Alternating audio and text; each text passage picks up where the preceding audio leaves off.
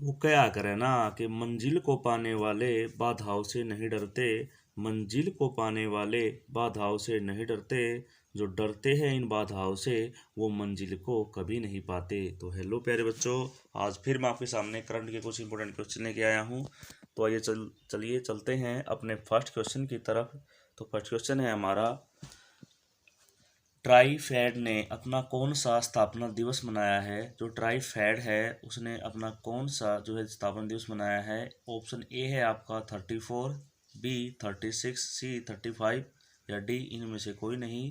तो ट्राइफेड ने जो है अपना स्थापना दिवस मनाया है भाई 34। आइए जान लेते हैं ट्राइफेड के बारे में। Tribal cooperative marketing federation of India ने 6 अगस्त को अपना 34वां स्थापना दिवस मनाया। कौन सा मनाया है ये? 34वां स्थापना दिवस मनाया।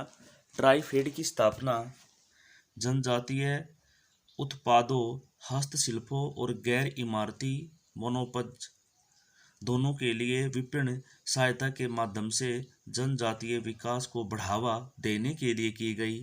ट्राइफेड इस दिन को एक विशेष तरीके से उचित प्रचार के साथ जनजातीय क्षेत्र में व्यापार से संबंधित मुद्दे और जनजातियों के लिए उनके उत्पादन के वाणिज्य में एक उचित सौदा सुनिश्चित करने की आवश्यकता के बारे में जागरूकता बढ़ाने के लिए मनाएगा।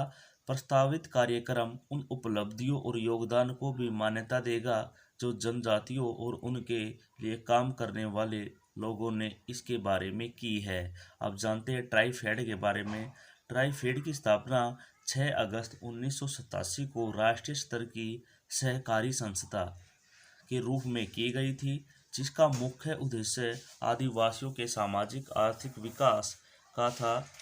ट्राइफेड 6 अगस्त को अपना 34वां स्थापना दिवस मनाएगा, जो ट्राइफेड की उपलब्धियों और जनजातियों के साथ साथ इसके साथ काम करने वाले लोगों के योगदान को मान्यता देने वाला एक कार्यक्रम है।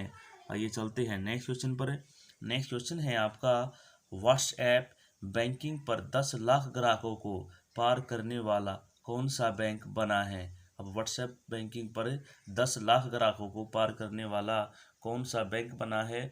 ओबीसी, पीएनबी, एक्सिस इनमें से कोई नहीं। तो आपका राइट होगा ऑप्शन सी। ऑप्शन सी आपका राइट होगा, एक्सिस बैंक। आइए जान लेते हैं एक्सिस बैंक के बारे में। एक्सिस बैंक ने अपने व्हाट्सएप बैंकिंग चैनल पर अब तक 60 लाख की कुल अनुरोध संख्या के साथ 1 मिलियन से अधिक ग्राहकों का मील का पत्थर पार कर लिया है।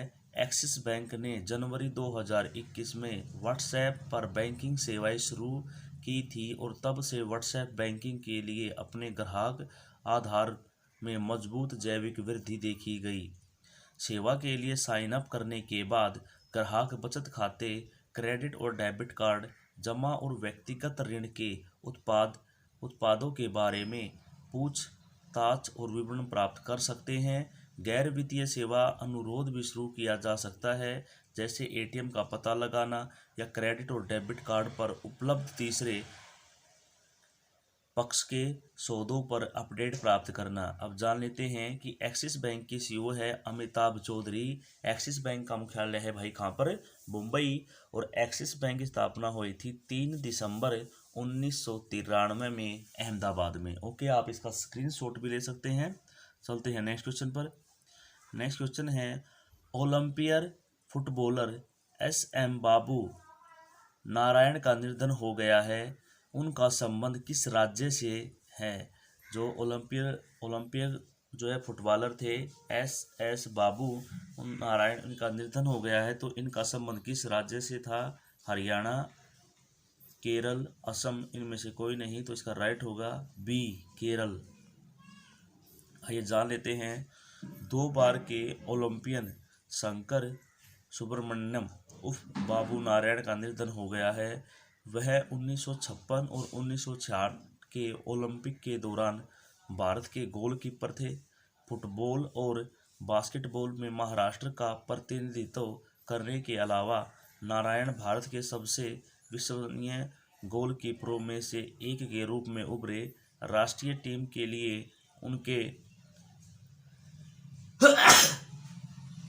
उनके दशक के लंबे करियर में 1956 के ओलंपिक में भारत का चौथा स्थान हासिल करने और 1964 के एशियाई खेलों में भारत का प्रतिनिधित्व करना भी शामिल है। सुब्रमण्यम का जन्म केरल के पालक्काड जिले में हुआ था। Matunga students Matunga Gymkhana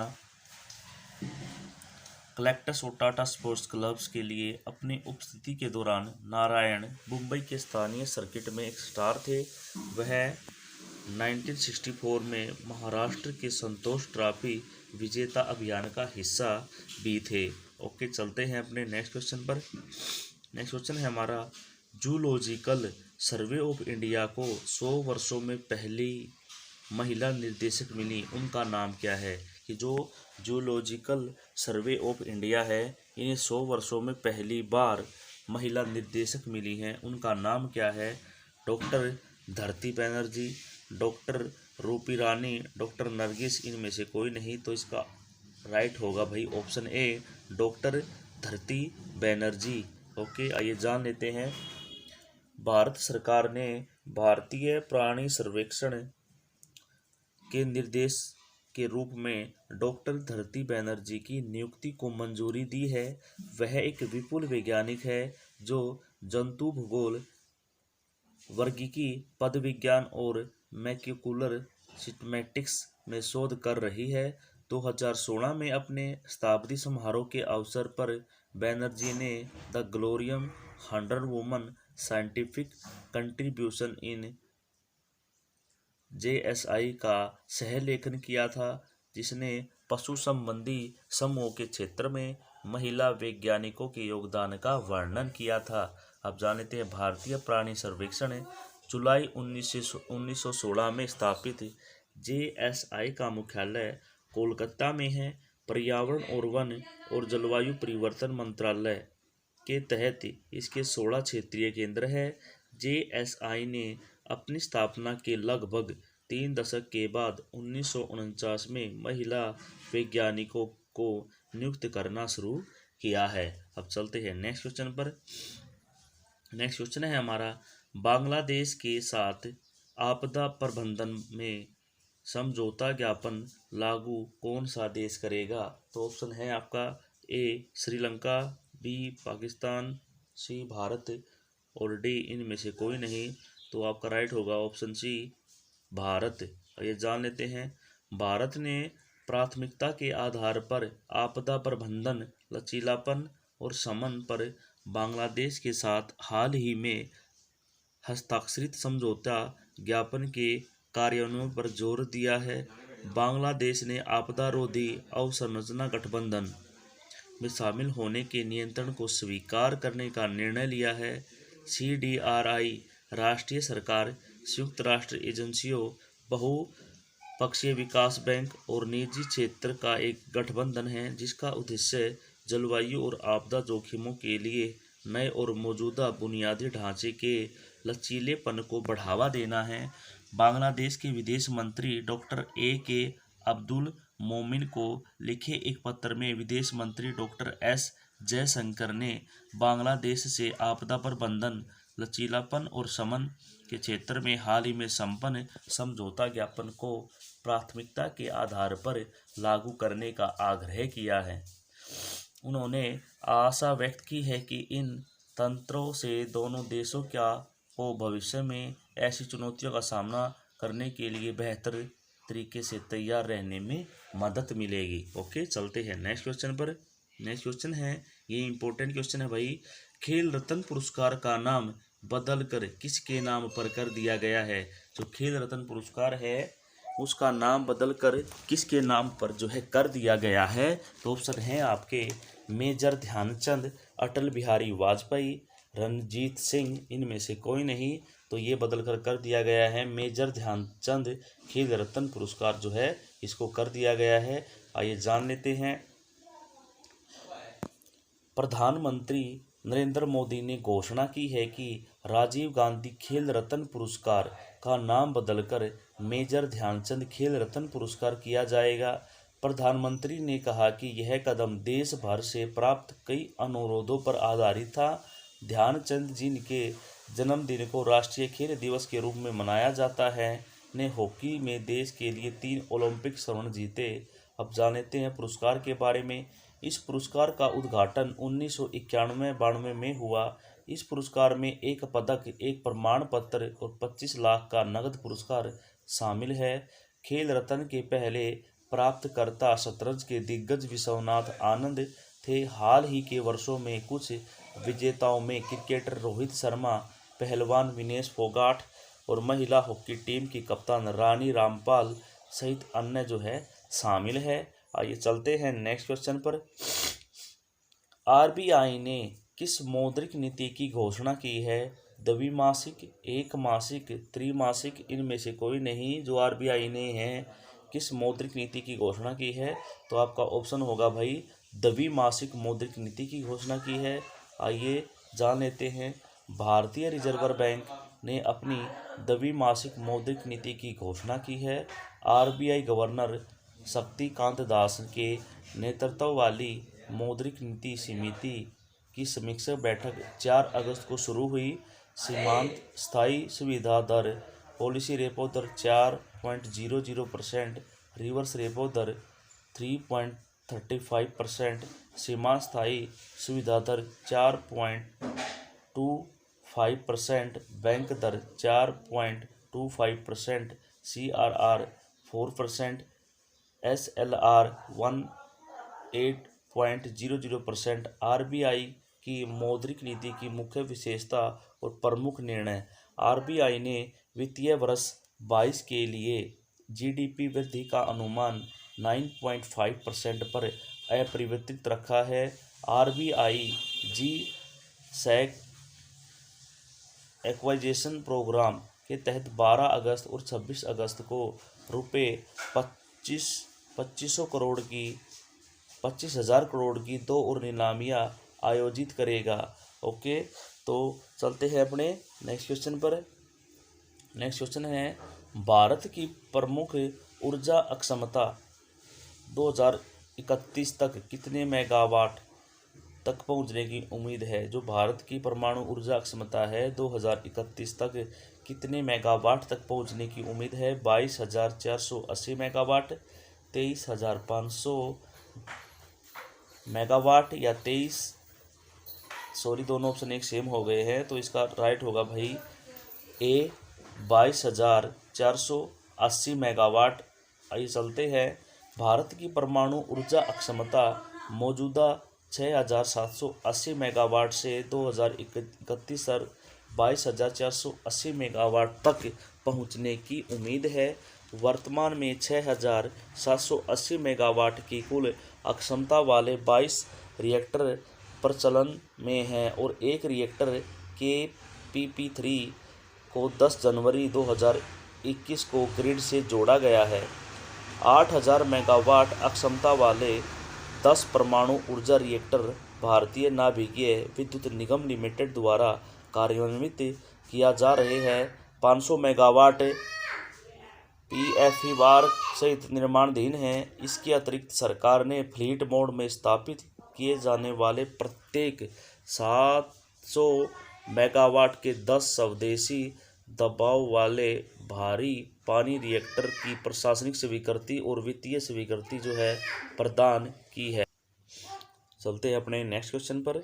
next question है हमारा, CBIC ने कौन सा पोर्टल लॉन्च किया है? BBC, CCA, C है, CIA और D है। इनमें से कोई नहीं, तो ऑप्शन होगा हमारा CIA। ओके, जान लेते हैं। केंद्रीय अप्रत्यक्ष कर और सीमा शुल्क बोर्ड CIP पर भारतीय सीमा शुल्क अनुपालना सूचना पोर्टल लॉन्च किया है। यह पोर्टल लगभग 12,000 सीमा शुल्क ट्रैफिक मदों के लिए सभी सीमा शुल्क प्रक्रियाओं और नियामक अनुपालनों पर जानकारी तक मुफ्त पहुंच प्रदान करता है। पोर्टल सभी वस्तुओं के लिए सभी आयात और संबंध आवश्यकताओं को पूरा ज्ञान प्रदान करेगा।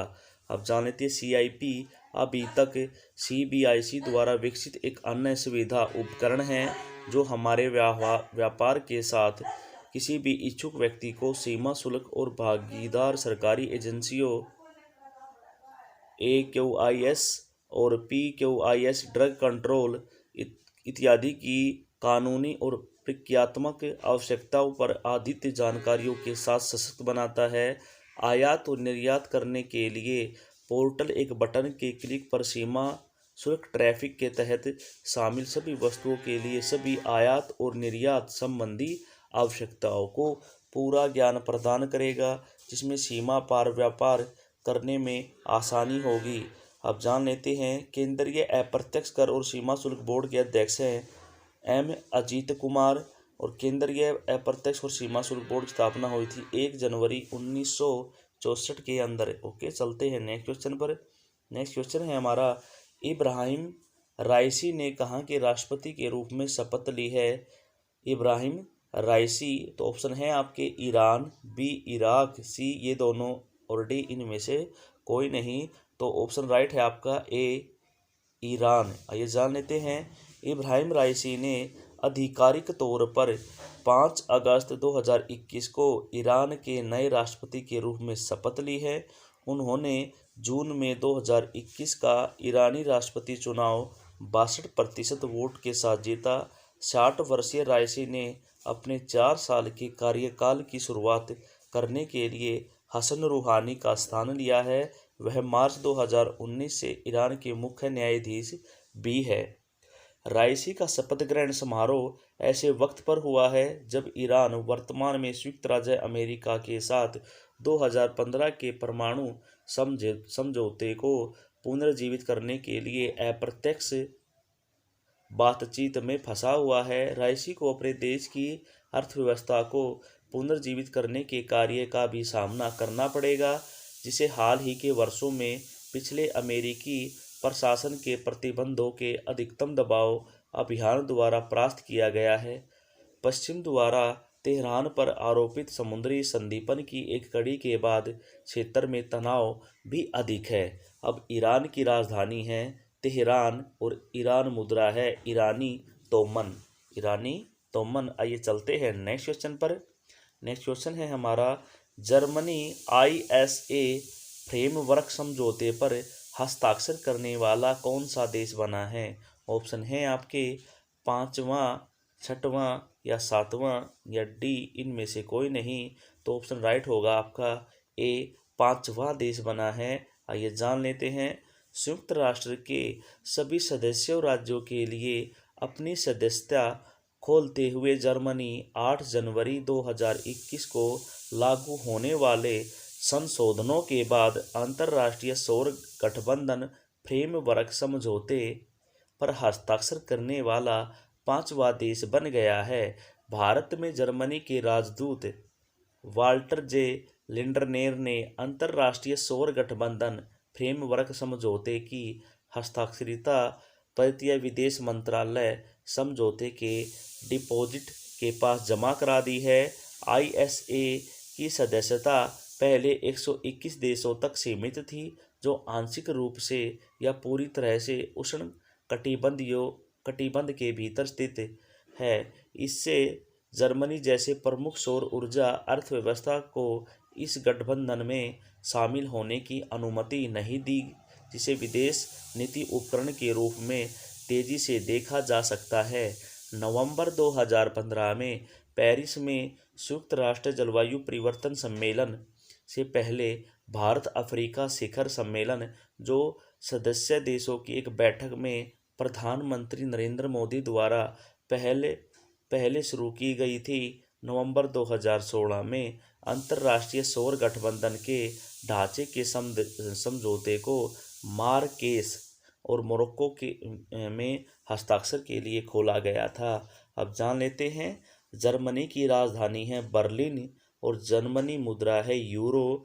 जर्मनी के राष्ट्रपति है फ्रैंक वाल्टर स्टीनमेयर। ओके, चलते हैं नेक्स्ट क्वेश्चन पर। ये हमारा आज का शायद लास्ट क्वेश्चन है। हिरोशिमा दिवस कब मनाया जाता है? ए 5 अगस्त, बी 6 अगस्त, सी 7 अगस्त को और डी है हमारा इनमें से कोई नहीं। तो ऑप्शन राइट होगा आपका 6 अगस्त को। आइए जान लेते हैं। हिरोशिमा दिवस 6 अगस्त को मनाया जाता है।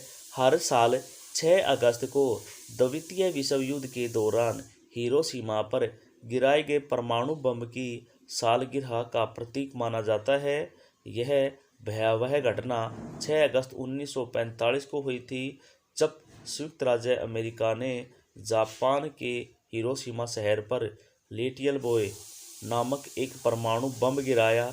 यह परमाणु हमला 1945 में द्वितीय विश्व युद्ध को समाप्त करने के मकसद से किया गया था। उस दिन को परमाणु ऊर्जा और परमाणु हथियारों के खतरे के बारे में शांति को बढ़ावा देने और जागरूकता फैलाने के लिए याद किया जाता है। अब जान लेते हैं हिरोशिमा दिवस का इतिहास।